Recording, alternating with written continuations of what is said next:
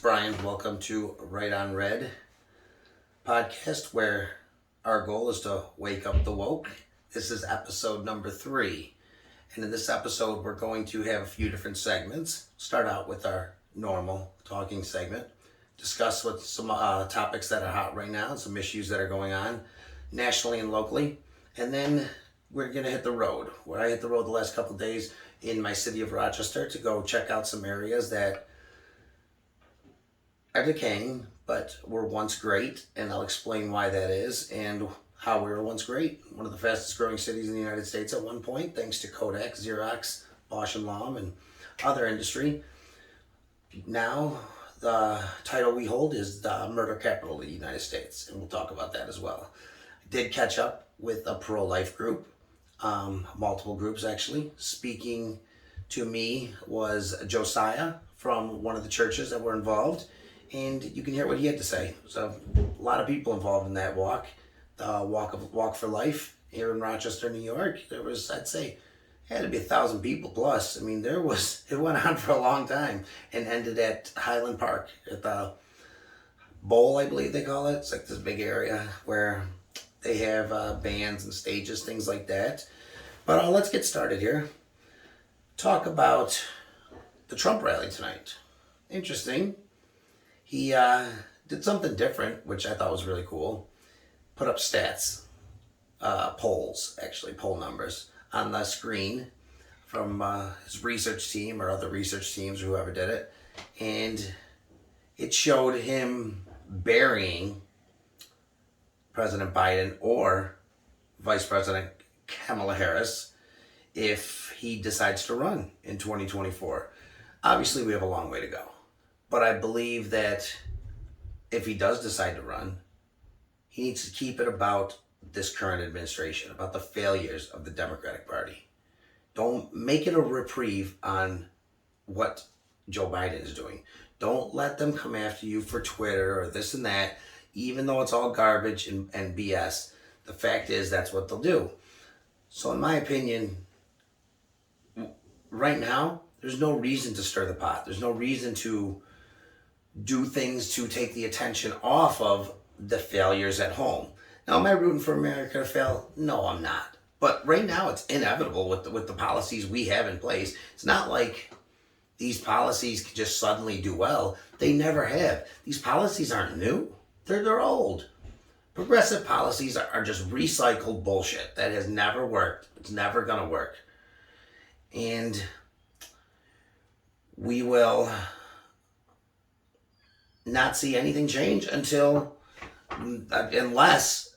Mr. Biden goes back to the moderate he was and reinstills some of these policies that were so successful the previous administration's 4 years. Or you can just double down on this and double down on this and double down on this, and it's going to get worse. And if that's the case, I mean, in a year plus, the movement amongst young people and white suburban mothers and minorities on the poll numbers is amazing. I mean, I've never seen anything like it in that short of a time. It's crazy.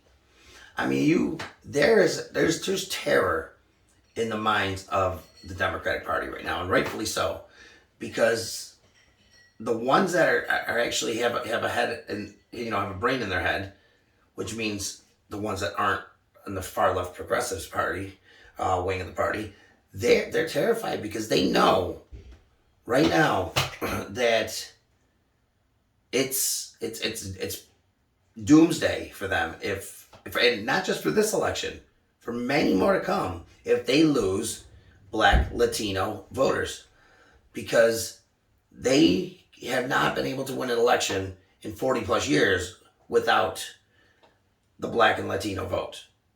And what we're seeing is, I mean, there's a lot of times, a lot of states that Latinos are going to go totally for the Republican. I mean, we're talking over 50% of the votes for the Republican.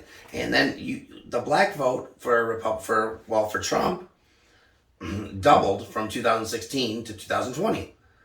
The racist president was able to double his Black vote. Can you believe that?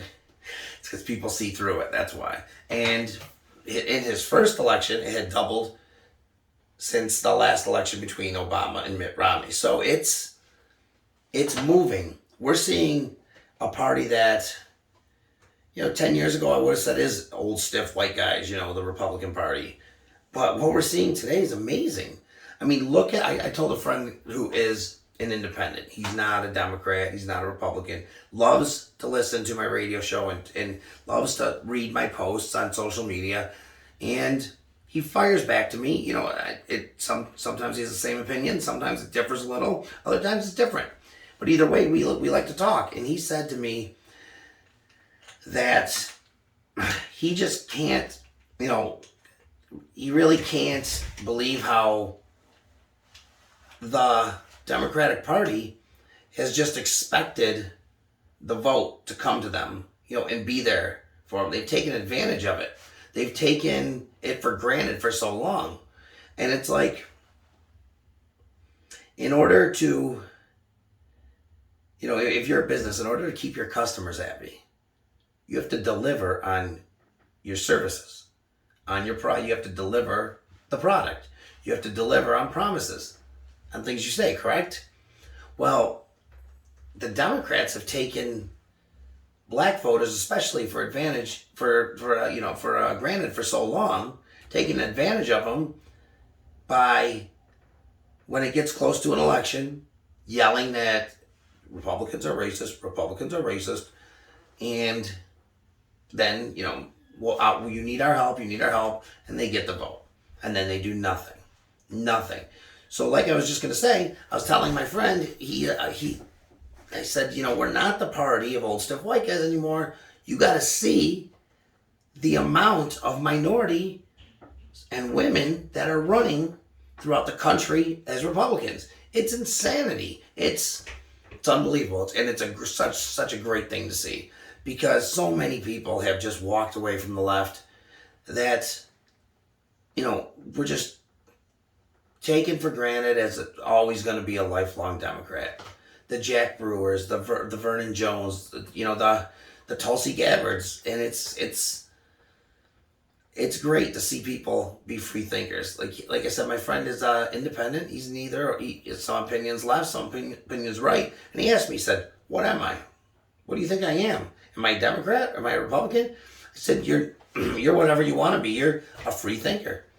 I said, the people that seem to be the most intelligent, and the ones in the government that seem to come up with the best policies and policy ideas, are the ones that are free thinkers, because when it comes to writing legislative policy, bipartisan policy is written to last. It's meant to last. It's going to last. Whereas partisan policy, like we've seen hard over the last year and a half, it's just going to be gone when the other party takes over. It's just going to be gone. They're not going to let it stay. So it makes no sense to do such a thing. I mean,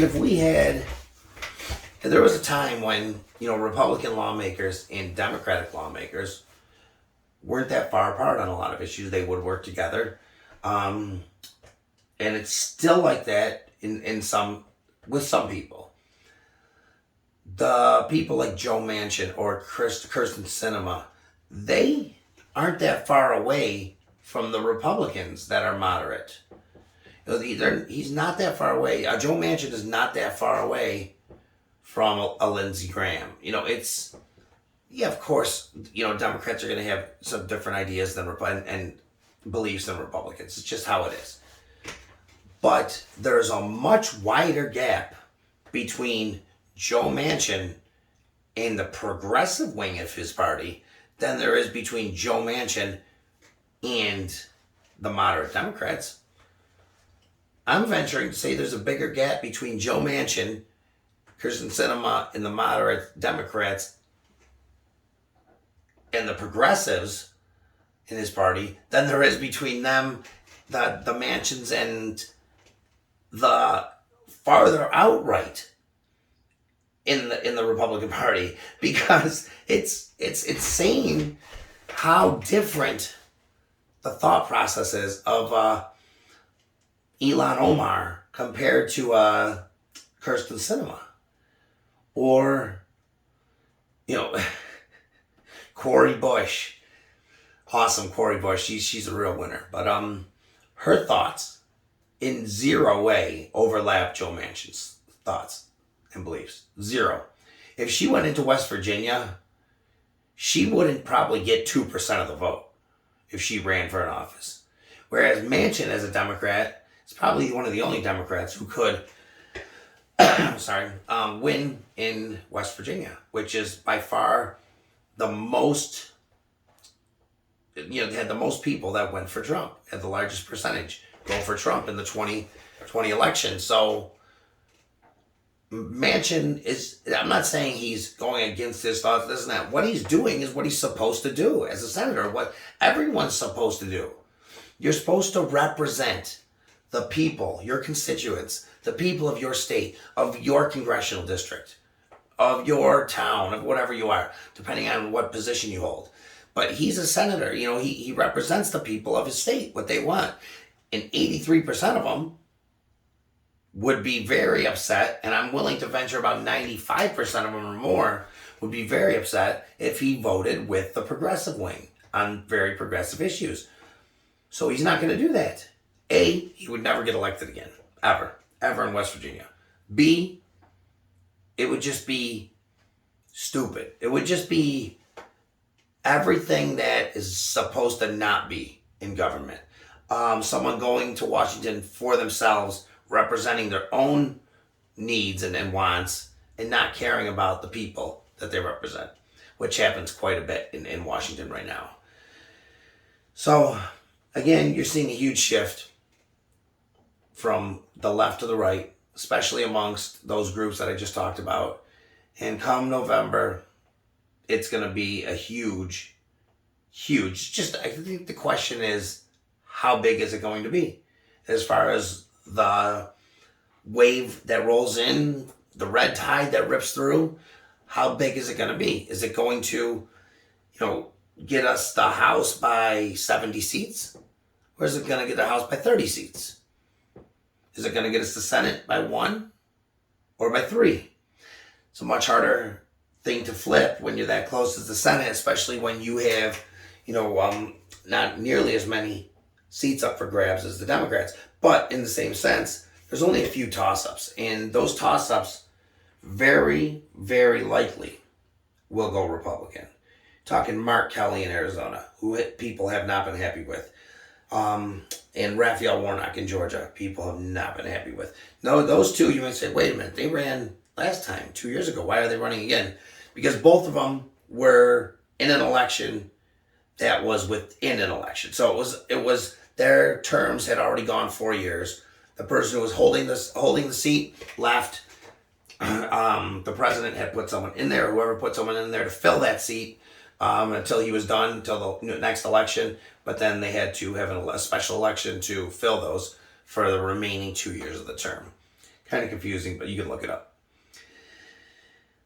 Anyways, lastly, before I get us to my drive around section, I want to talk about what has happened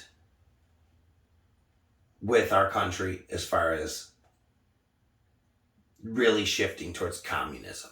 Straight up communism. Government hardcore control. Now people, you might say, oh, come on, give me a break. These are right-wing talking points. No. Right-wing talking points are, they're things other than what I'm about to say. Trust me. Because when I tell you that our country, our beautiful republic, our democratic republic, that has so, for years, put an importance on how we have our Bill of Rights and our Constitution, and how our freedom of speech is like no other country's. Nobody has it. Only our country has the amount of freedom of speech, which is a great thing.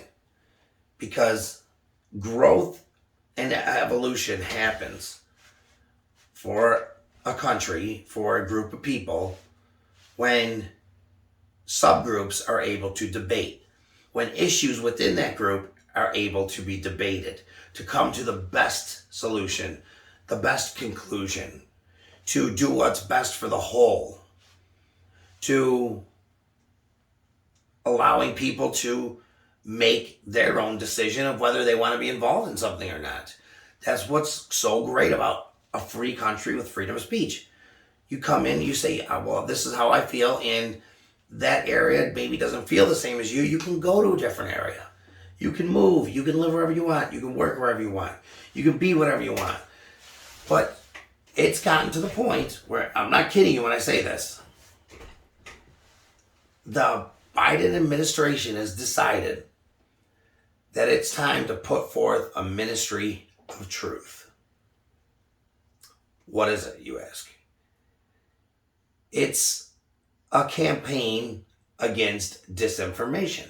It is a office to fight mis or disinformation. Now let me tell you again, let me say it again. It is a partisan office to fight what they consider misinformation. Better yet, the person he hired is a real treat, let me tell you. This is her singing the Mary Poppins song, but adding some words about misinformation. We really should take note and not support their lies with our wallet, voice or vote. Oh, information locked down precocious by saying them in Congress for an interim act that serves. I hope you enjoyed that as much as I did. That's literally her. That is the person that he has picked to lead that office. And she has, on numerous occasions, spoke out against Republicans and conservatives that have said things, opinions that she didn't like, calling them such as misinformation or disinformation. So now we know what the goal of that office is going to be. I mean, you gotta, like, when I first heard this, I thought, is this USSR circa 1980? Or better yet, is this Germany circa 1930? Because this doesn't happen in our country, and it can't happen. And if we allow it to happen, then all bets are off. I don't know what to say. This can't go through. It can't happen. And if it does, it has to be struck down by the court. Because you can't have something that is free, that is monitored and restricted. Because then it's not free. You know what I'm saying? You say, hey, I'm going to give you some free money, but I'm going to take some of it back every now and then.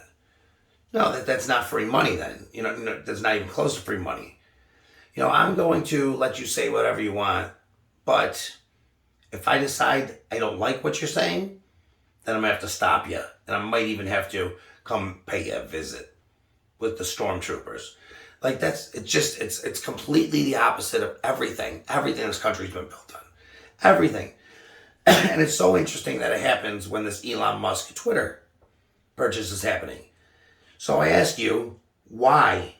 Why is one party so damn scared of an even playing field? Why is one party so scared of a public forum that's open to debate, not hate speech, not threats, not nonsense, opinions and debate? It's one thing if that office was made at some other time to take down terror threats or hate speech that was blatantly hate speech, or things like that, things that were lied about. Oh, Seattle's under attack. No, it's not under attack. Take that off. But it's not. By the timing, by the administration itself, and by the the verbiage that's been used for so long by them, that there's one reason and one reason only for forming this office. And that's to try to gain an advantage that they're losing by Twitter becoming an equal and even form of speech. Imagine your football team got into the Super Bowl. They made it. They won the AFC Championship. You're celebrating it. Yes. Then you find out, though, that the NFC team, well, they're best friends with the reffing crew. Only their fans are allowed in there. They are allowed to use the communication between the coach and the quarterback and the coach and the middle linebacker to call plays. They can use that technology, but you can't. You got to use hand signals. And your coach is going to have to sit upstairs in that box while their coach can be on the sidelines. And last but not least, they get to play with 12 people and you play with 11. None of that would be fair, right? It's just obvious. It just wouldn't be fair. And that's what we saw leading up to the 2020 election and before. That's literally how unfair it was. So yeah, well, people may say, well, there was no fraud, no this. What? That's not what I'm talking about. Whether it was or wasn't, it doesn't matter. The point is, it was an unfair playing ground. You had the Hunter Biden laptop, things like that were just suppressed, that were, again, called misinformation. That wasn't misinformation. It wasn't. So much that has been labeled disinformation or misinformation just 10 months ago or a year ago is now considered factual evidence and real and the truth. So how can you so quickly label something, go after something, when you're calling an opinion misinformation? Doesn't make sense. Only something that goes against a fact could be considered a lie or misinformation or disinformation. So obviously the office is being used for something clearly more than to take down terror threats or something like that. It's crazy insane. And again, now imagine, back to the football analogy. Now imagine a week before the Super Bowl, they said, the NFL called and said, wait a minute, no. Actually, we're going to make it equal. We're just going to go back. We're going to get a new refereeing crew. Both people can have fans in the stands. Both of you guys can use the earpieces. And you got to play with 11 guys. Come on. You can't play with 12. That's just not fair. So everything's going to be equal. And then that team from the NFC getting pissed and literally threatening to put together, investigations and do this and that, and just getting so mad. And the fans for that team getting so mad because they had to play on an equal playing field. From a party that is so about equity, they would literally leave a Republican in the street to die before helping them. That's how hateful the progressives are. You're talking about people who wore masks and got vaccinated, and then if their neighbor didn't wear masks or get vaccinated and they got COVID, they sat in their house. So many of these evil progressives sat in their house saying, I hope he dies. Serve him right. I hope he dies. I hope he dies. I hope he dies. It's disgusting. It's disgusting. And their thought process is that of a teenager, especially economically. But anyways, all over. And to be mad that somebody literally wants to open up Twitter to be a free speech forum where debate can happen and reality can be talked about and opinions can be formed and spoke by each side or multiple sides. And it's not limited to one opinion. Right? It's crazy. But we'll talk more about that because I want to find out more about that at the next, before my next actually video extra, which will be airing soon anyways. But again, at the end of the show, I'll repeat it, but you can always find me on every platform, basically, Spotify, iHeartRadio. I go through Spreaker, so if you want to find me on Spreaker, it's probably the easiest. You can view my profile and all that good stuff. You can also find the video version, not the video version of this, but clips from this and video extra, which is different topics not talked about on the audio podcast throughout the week that I will air either 1 or 2 times a week on YouTube. There'll be new episodes. There's a couple up right now, actually, on my YouTube channel, Right on Red Podcast, so you can find me there. You can find me on my Twitter page, Right on Red 13, and my Facebook page. at Right on Red Podcast. And of course, you can always find me right here every week on this podcast. And if you're in Rochester, or if you're a friend of mine on Facebook, my radio show every Monday, The Divide at 3 o'clock, where we expose media lies and corruption and dig deep in some of the other local topics and national topics. Thanks, guys, for tuning in. So what's up, guys? I'm just driving around here after work on a Friday. Decided to stop at the Veterans Memorial Park here in Henrietta, a beautiful park. Reminds me of playing softball and baseball in my younger years, and reminds me of being a kid on the playground doing stuff like that. And it made me think a little bit about how every open field in that park and every open field in my neighborhood, which is across the street, was filled with kids playing sports or running around doing something when I was younger. We're talking all the way till the mid-90s at least. And these kids, we would have kids in our neighborhood have a home field by their house, and I'd have a home field by my house, and we'd get teams, we'd play each other. We're talking every single spring, summer, fall day that wasn't raining or unable to go out. It was like you came home from school, you changed, and you played sports somewhere. And I'm not saying everyone's an athlete, but the fact is, everyone needs socialization. Everyone needs to socialize. And when I see children now walking around, whether it's a 10-year-old or a 16-year-old, even when they're walking in groups of 2 or more, they literally have their head down. Both of them, if there's 2 of them, all of them if there's more. They have their head down at this weird position like this because they're looking at their phone while they're walking, while they're hanging out together.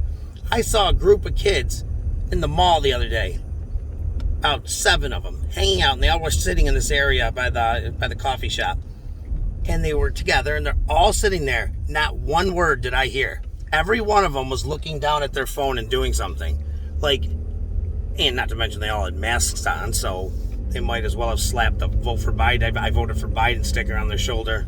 But either way, the point is, things we talked about in my last video special, I talked about access to opportunity and how people in urban poor communities don't have, or they do have it. They do have access to opportunity. It's just harder to access for themselves because there's so much interference. So in the same sense, when you're taking kids away from each other and socializing, communicating, and when you're telling them, don't, in sports, winning doesn't matter, losing doesn't matter, competition doesn't matter, we're not going to give trophies, we're not going to give ribbons, everybody gets the same ribbon here. Competition builds character, and people find out in school what you're good at. Are you a science person? Are you a math person? Are you a student government? Or are you an athlete here? Are you a hockey player? Which I'm not. Are you a football player? Are you a baseball player? A wrestler? Whatever. You grow. That's your time to grow into something. And then going away to college is like the trial of that. You've been on your own first. Now you're going to be on your own, semi on your own. And to think about what's going on with kids today, I feel like they're going to get to a point where in their life they have to communicate with someone, whether it's their boss or whether it's, just a situation where interpersonal communication is necessary. And what we're going to see is this younger generation unable to do that. And I heard somewhere that this college was getting applications with people spelling you with a U, like they do in text messages, or LOLs and things like that. Just text message stuff or Twitter stuff, and he would throw, the admissions officer who was collecting them would throw them away every time he saw that. Boom, boom, boom. You think it's common sense, because if you're more towards my age, like around 40, set around 40. But it's not common sense. Like I said with the competition, it does something for people. Whether you win or lose, you find out who you are. Well, I remember in elementary school, as young as second grade, we had these competitions in the gym where they'd have a high jump, they'd have a triple jump, a long jump, they'd have a softball throw, they'd have a discus. And then they'd have 40-yard dash or 30-yard dash, whatever. They'd have a few different runs, and you'd enter the ones you want. And if you got first place, you got this blue ribbon. I'll never forget it. You got a red ribbon for second and a green ribbon for third. And if you finished after that, you didn't get shit. I mean, you didn't win. You didn't get a participation trophy. You know what you did? If you wanted to still be an athlete and you wanted to win, you trained and you practiced over the summertime, and you came back and tried next year. And then right at the end of school, as a little kid, they would have this thing called the wacky races. I'll never forget it. My brother will never forget it, that he had it. I think it might even still be going on at elementary school here. But they would have all these different things. I remember they'd have the water run where you have to carry a thing of water and back and forth. They'd have a sack hop with a team member. You'd have to be in a sack and you had to race, and it was all these different races and game and things, and you get points and you would win, and you get ribbons and you get trophies and you get prizes if you won. And if you lost, you went and shook the winner's hand and said, nice race, next year I'm going to try to beat you. Or there's always that super athlete that you knew you weren't going to catch. But point being is, this is where people begin to, group up. At least when I was younger, they'd begin to find the group that matches their lifestyle the best, that matches their characteristics, their talents, their abilities. And, you would hang out with, like I said, if you weren't an athlete, if you couldn't run well, if you didn't have athletic talent, this is where you found you loved music, and you became in love with music for the rest of your life, and you'll never forget the concerts you put on. You never did that. Maybe you fell in love with science, and you torched everyone at the science fairs. That's another thing we had, and with people get first, second, third, fourth, all the way up to fifth place, and it was cool. I'd try every year. I'd have my dad help me. I'd try to get first place, and I never could. I wasn't as good as some of these people at science. They'd come in with this human body with with these red strings showing everything. I came in with the volcano, that erupted, and thought it was cool. But anyways, it's your talents flourish when you're forced to find them, and when you're told that everybody is the same. Oh, everybody's the same. We're not going to give winners and losers. Everybody's the same. You don't worry about you don't end up finding your talents as quickly or ever, because what does it matter? What does it matter? I mean, we're talking about even in classes in schools. It's gotten to that point where, nobody's going to fail. We're not even going to give grades. It's just you learn it and you try your best putting it down on paper. Try your best. That's called a freaking test. If they didn't learn it, they're going to be hard pressed next year and the year after. And then, you go to college, and if you go to an actual college where they're not so stupid liberal and progressive mindset, they're going to make you know stuff. They're going to grade you. And if you fail, there's nobody there to hold your hand and, rub your back and pour lotion on your forehead and whatever they do. They're going to say, sorry, buddy, you failed out of school. You just wasted $12,000 or whatever you spend on it. My nephew's going away to college next year. And this kid's an amazing kid. Conservative for sure, which is awesome. So is my younger nephew, by the way. But, they were raised with morals and values, respect. They were raised to, always respect everyone's opinion. And that debate is great. And I have a little thing about that too soon. But that debate is what this country was built on. And we evolve as people. We do something wrong, we know, we admit it, we find out what to do right, and we don't make the same mistake again. There's winners, there's losers, and he's a very competitive kid. Right now he's on the golf team, and he's taking it so serious. He's working so hard at it. And my younger nephew is amazing. I mean, the kid knows more about science and outer space and the galaxy and the universe than I do, for sure. He's amazing. The conversation I had with him last time he was over blew my mind. But they're raised that everybody has God-given rights. And my brother, as you saw in the video 2 times ago that I posted, he owns multiple guns. He's very safe with them. He has them locked up. He has his ammunition locked up. He has taught both the kids how to handle a gun, what they're all about. So these kids are not starstruck by guns. They're not like, hey guys, let's go check these out. They're not. Still obviously locks it up if he's not home to make sure, but they know how to use a gun. They know exactly how to use it. They know how to fire it. In my last video, I believe, when you hear shooting, that was my 12-year-old nephew shooting in some of it. And he's really good. He's probably better than I am with accuracy, over 50 feet. The point being is when they go to college, when my nephew goes to college, he is going to do just fine. He's not the brightest kid in the whole entire world. He's a smart kid, but, he knows that he's got to work hard. He is very independent. If he's supposed to be someplace, he's there early. If he can't get there, he will call you. If he's, with his grandparents, he talks to his grandparents every day. Who does that? He calls me every day to go to the gym. We go to the gym 4 days a week, my nephew and I. He's 17 years old. He's just an amazing kid. And he, like I said, if he says something, he does it. My brother's taught him, your word is all you got as a man. And it's not, toxic masculinity or whatever. I believe that, when there's different things that women and men do, and it's that simple. And different characteristics that you must put forward to advance in this society. And my nephew has all those. And he's going to a college, SUNY Brockport. He was going to go to Buffalo, University of Buffalo, where I went, but he's decided to go to Brockport, which I'm fine with. It's a little closer to home. He will have the same college experience because he'll live on campus. But they just had a cop killer killed 2 cops speak there. I've talked about it numerous times on Facebook and my other social media.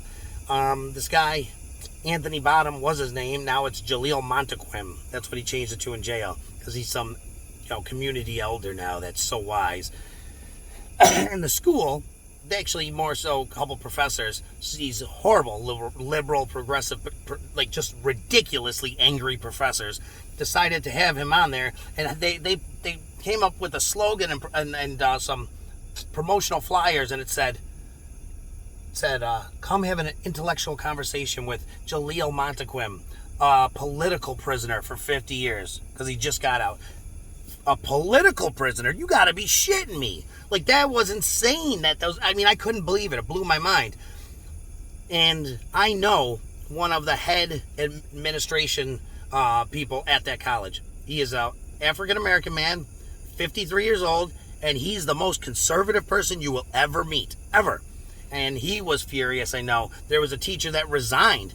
Originally, they were going to pay him $1,300 through the diversity program of New York State. But enough outrage was able to stop the payment, stop him from being there live, and making sure, and it was live, it was on Zoom. It wasn't in front of people. There were protests, and there was a BLM protest on the other side, and one of them didn't even know this guy killed 2 cops. It was amazing.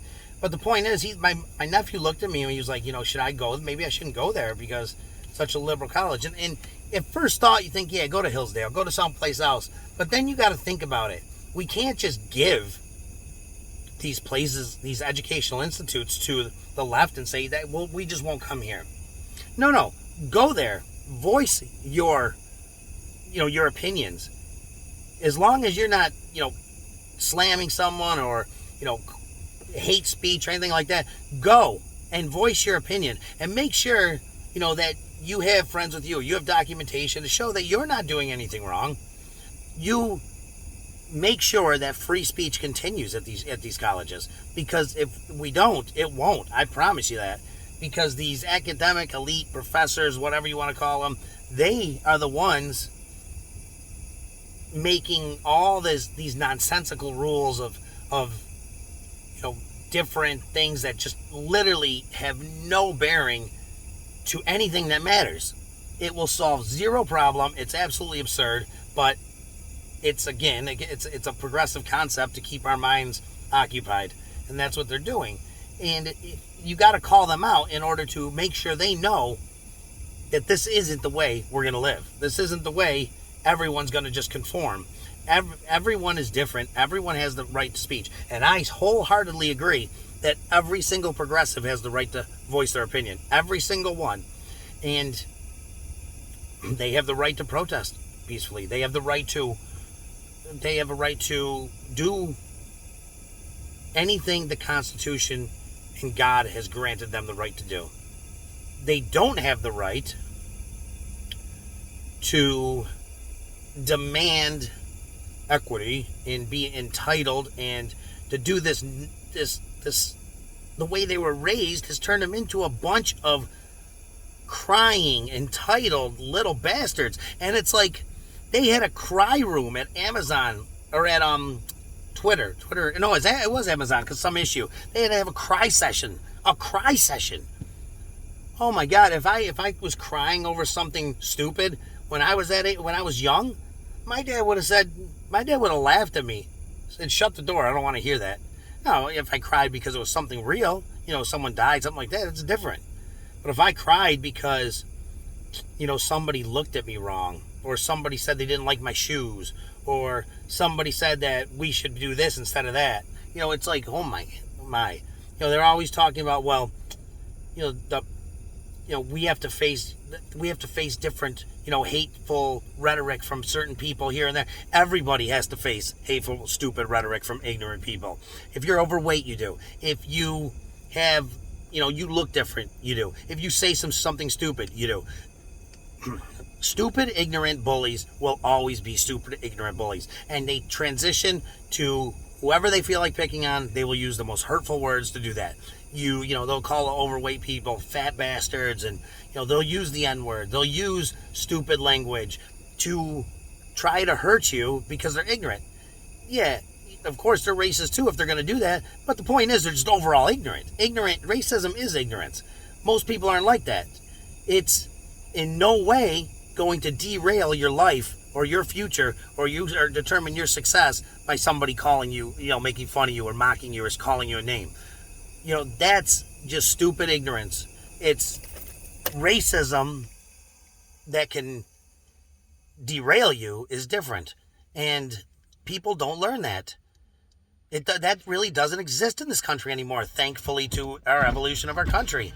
But again, my nephew questioned going to this college because of what happened there, and because the liberal nature and the progressive nature of them having a cop killer on. I can't even believe it. I mean, it's amazing that it even happened. And of course, he didn't take any accountability for the 2 cops he killed. One immediately in the back of the head, execution style, by luring him there from a domestic violence call. And the other one, he shot and then tortured while he was begging for his life by shooting him in the genitals and the anus. That's the kind of man that was a political prisoner. Give me a break. Like, you can't really believe that. You know what his excuse was? And you know what his reasoning was when he spoke? I bet you can't guess it. Starts with a W. What he was fighting: white supremacy. He was put in jail because he was a Black Panther fighting white supremacy. No, you were put in jail because you murdered 2 police officers after you ambushed them. I mean, it'd be different if this guy was going to talk, take accountability, tell the students, stay on the straight and narrow. You got to make sure you stay on a path to success. Don't leave. If you make a bad decision, counter with a good decision. No. He took no accountability and blamed the white man. Literally. White people. I mean, there's racists on every side, in every skin color. Every race has racists. It's someone like that man is a racist. It's that simple. And like I told my nephew, you're going to go to Brockport if you want to. You're going to face crazy progressive people. You're not going to hit them. You're not going to mock them. You're not going to do anything other than engage in a debate if you want. And what's the funny part is, I told him, I said, when you engage in that debate, they're going to disengage immediately. They usually do. And resort to calling you a racist or, just some crazy, or you're just a white man, blah, blah, blah, bullshit. Just shit. Because shit they always fall on because they can't debate. Think about it. When you engage a progressive, they immediately fall back on you're racist. Instead, look at Joy Reid. Joy Reid, she has like 4 segments right in her show each night, and all 4 segments should be labeled racism, the white man, white supremacy. It's because everything that it comes down to, when she doesn't have a true reason, or when she wants to take the reason and flip it from what it is because she wants a liberal narrative on it, racism. It comes from white supremacy. Elon Musk is going to, he's trying to put the apartheid down in South Africa here. But no, he's not, you dumb shit. I mean, she's the most race-baiting idiot I've ever seen in my life, and just a straight moron. But, so that's kind of my advice for the day is, instead of, laughing behind their backs or just ignoring them or mocking them or trying to avoid them, when you get into a place that is liberal, that is an area where people are, pushing their thoughts and their opinions, don't be afraid to push back. I mean, you can document it, like I said, if you're worried, or you can have friends there too. But when you push back and people hear your point, so if you're arguing with one progressive and there's 30 progressives there, and you guys actually engage in a debate, you might actually reach some of those 30 progressives, because we're seeing every day all over people that are switching from progressive to moderate to all the way over. Tulsi Gabbard, for example, all the way over to conservative. Elon Musk put up a meme yesterday or the day before of showing him with his fellow liberal and then conservative way over here, and then a dot in the middle. The next one was him with his fellow liberal running left, but he was still on the left side of the dot, and the progressive, and then a conservative. And the last one, it showed someone, and he was labeled the progressive woke, and then it was the dot, and he was on the red side of the dot, now slightly, and then and then a conservative saying LOL. It was funny, because with that one shot, with that one meme, he lit up an entire half of this country. Maybe not half, but as believe it or not, they might be loud. The progressive wing of the party is still the minority of that party.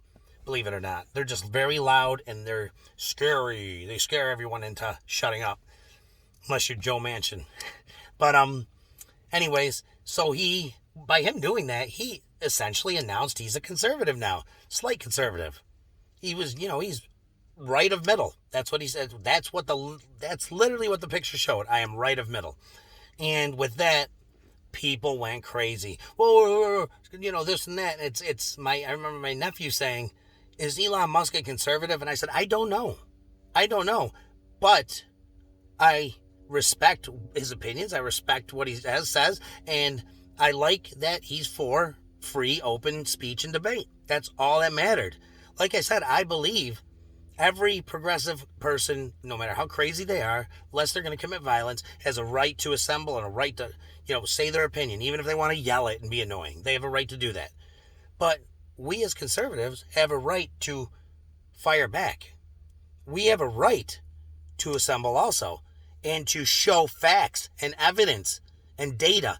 Because the bottom line is, there's a reason they don't want free speech and they don't want an open platform. There's a reason that this administration literally is trying to open an office under the Department of Homeland Security called the Misinformation Office of Misinformation or whatever. And they already tagged some crazy liberal lady to run it. Now, when you control all 3 areas of the legislation in Washington, you can't build a new office about speech, limiting speech, and expect it to be nonpartisan. I mean, this is going to be partisan as hell. This lady's going to literally put out on TikTok a song and dance of her singing Mary Poppins, but for the virus and masking up and being safe and this and that. And it's insane. Literally insane. She's insane. And, he's going to put her as the head of the Office of Misinformation. Now, who decides what misinformation is? Obviously her, right? Or who's ever going to, her boss is in outside that office, whether it's Joe himself or whether it's the Department of Homeland Security, whether, it's Anthony Mayorkas or whoever. But, or whatever his name is, whatever Mayorkas' first name is. Anyways, he, to do this is, I truly believe that if this happens and they start to assemble this office and put it together and they plan on rolling it out, if they develop and implement that office, it will immediately go to the Supreme Court. It's got to, because this is unconstitutional. You are literally creating an office to limit and stop free speech. The free speech, literally the number one right for all people. Free speech. And you want to limit it. And it's so weird that this comes the same time, Twitter's being bought by Elon Musk. Why? If you're an independent, this is why independents are leaning so far right now. Because if you're an independent or someone who's not really into politics, and you look at the argument and these issues, and you look at, it's so easy. It was so easy to see that Twitter and all them were, left-wing establishments that were way silent, suppressing only the right for the most part, and they were pushing leftist agendas and narratives and using leftist rhetoric. So, I mean, that's a fact. You can easily see that. So when you hear these statements from Elizabeth Warren and all these other people saying, "Oh, what if Twitter's they're going to be partisan. They're going to allow the conservatives to say this and that." And you had this one guy at MSNBC who's so out there. He literally said 2 days ago, "What if it's a private company now? So what if he wants to suppress a certain party and really push a certain narrative and certain and push a political agenda to help certain candidates and suppress information from the other candidates and this, that. What that could possibly be done? What would happen? That could really hurt our democracy." And I'm sitting there thinking, I'm like, this was done. This has been being done. That was totally done already. I mean, it was blowing my mind. Clay and Buck on their show, they were dying laughing when they played it. They're like, "Is this guy serious?" It's like, you would think it was like a parody thing. It was a satire, from the Babylon Bee or the Onion or something like that. But it wasn't. It was real. He really thought this. And I'm like, if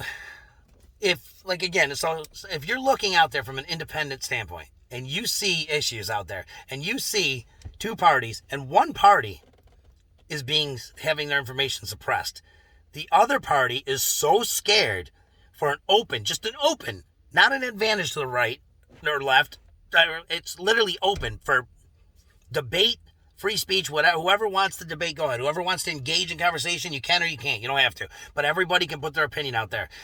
For one party so scared of that happening, why are they so scared? What's the reasoning for it?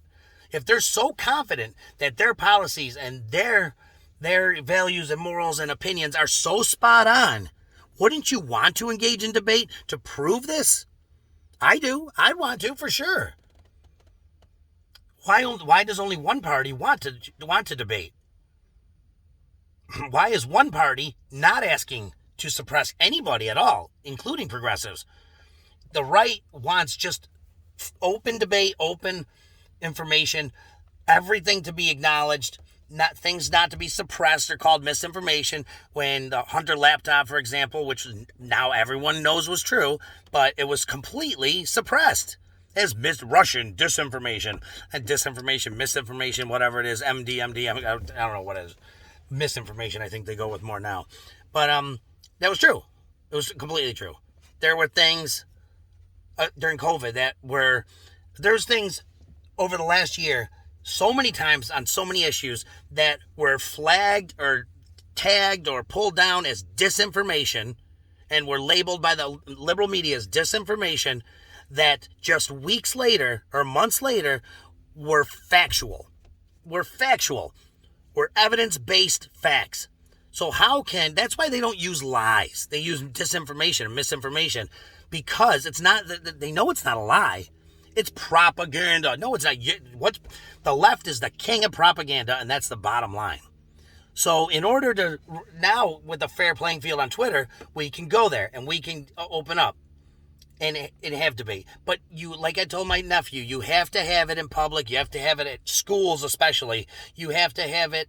Now, I'm not talking about when you're in the middle of lunch, just boom. But I'm talking about when you see an issue being brought to the attention of the public by a group of progressives standing there saying this, and it's a lie, it's a false narrative. Get in there with them, talk to them, debate them, maybe turn some minds, do it. So today I ask everybody to engage with people, whether they're progressive or whether they're on the fence somewhere. Your engagement with communicating with them, with giving them information, honest information that are evidence-based, that are facts, that's, from the data, might be the bit of information that gets them to take that step over, that gets them to vote a different way. Explain what's going on in detail. Write it down when you see something, jot it down. And then when you see, when it comes to mind, debate it. If you see a post on Twitter or Facebook or whatever that is garbage, say, I don't want to get into that argument. You don't have to. Just post one time. Post the facts and the data. Boom. There you go. This is the truth. I mean, if some of you don't want to, don't do it. But I'm telling you right now, it does make a difference. I've had people say that because of what I've said, that they have decided they've ended up thinking differently and moving to the right. So today I ask you guys to do the same. Either a little bit or a lot of it or whatever. But conservatives need to fight back with our voices and with facts. Thanks, guys. So, taking you on the road with me a little bit here. I'm driving through my town that I live in, which is a suburb of Rochester, Henrietta, New York. It's a middle-class suburb. I was raised here. Then I went to school in Buffalo for college, University of Buffalo. Came back here after. I've done a few things.